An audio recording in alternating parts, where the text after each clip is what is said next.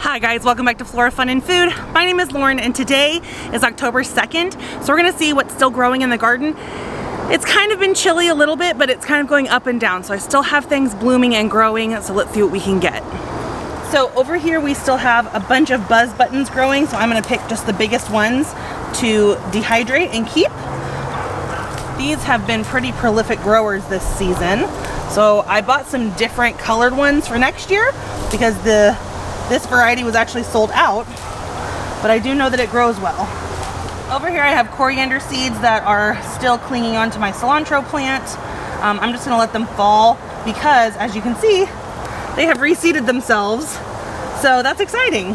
Cilantro is a cold weather crop. It likes the cooler temperatures rather than the heat of summer, so these are really good to grow in the spring and the early fall. So we're just gonna knock all these seeds off and let them self-seed. Over here I can start to kind of see some carrot tops coming through. So you can see some orange popping through right there. That's really exciting. But I'm gonna wait to pick these after the first frost because they will be sweeter. Over here I already have some sage growing back, some lavender growing back, my thyme is growing back, and I really need to pick my basil, but I just haven't gotten to it yet. I'll show you what happens when you don't do that here in a minute. But I'm gonna go ahead and harvest my mint because we're gonna do something with that in another video. Mint is super prolific. It self-seeds, or I think it tunnels actually. I'll have to look it up, but if you plant mint, make sure you plant it in a container.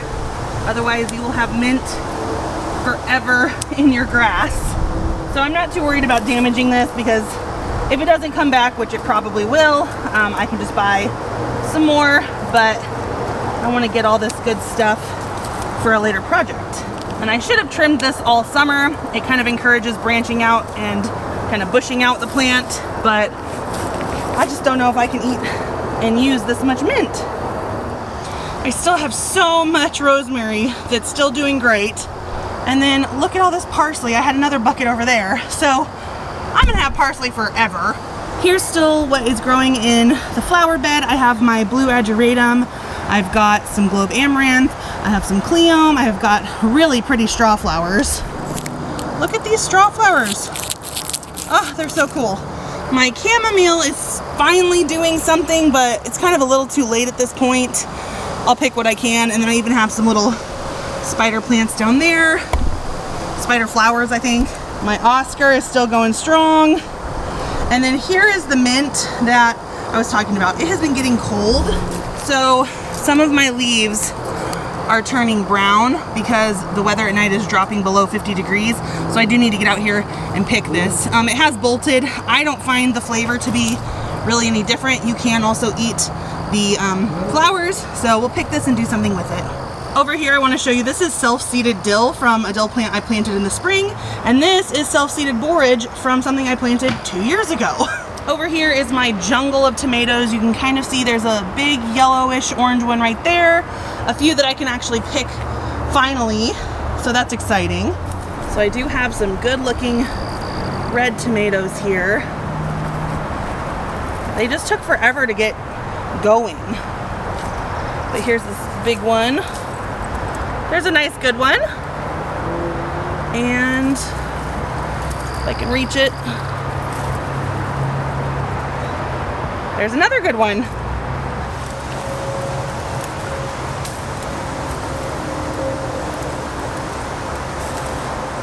Look at these two I just found hiding. Over here, my camera wasn't running, but I picked my honeydew melons. My sugar baby watermelons are still growing. The calendula are still going strong. I've been picking and dehydrating these all summer.